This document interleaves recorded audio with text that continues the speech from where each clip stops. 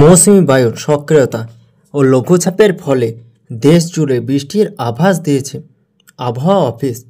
বৃহস্পতিবার ও আগামীকাল শুক্রবার এই বৃষ্টিপাত দেশ জুড়ে হতে পারে। বৃহস্পতিবার আবহাওয়া অফিসের নিয়মিত পূর্বাভাসে এসব তথ্য জানানো হয়েছে।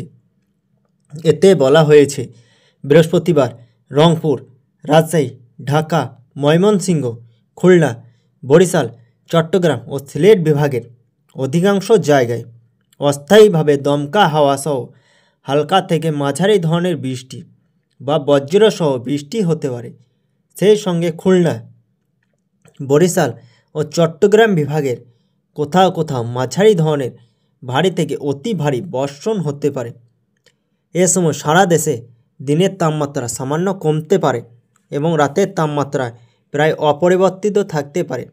আগামীকাল শুক্রবারের পূর্বাভাসে বলা হয়েছে, এদিন খুলনা, বরিশাল, চট্টগ্রাম ও সিলেট বিভাগের অধিকাংশ জায়গায় এবং রংপুর, রাজশাহী, ঢাকা ও ময়মনসিংহ বিভাগের অনেক জায়গায় অস্থায়ীভাবে দমকা হাওয়াসহ হালকা থেকে মাঝারি ধরনের বৃষ্টি, বজ্রসহ বৃষ্টি হতে পারে।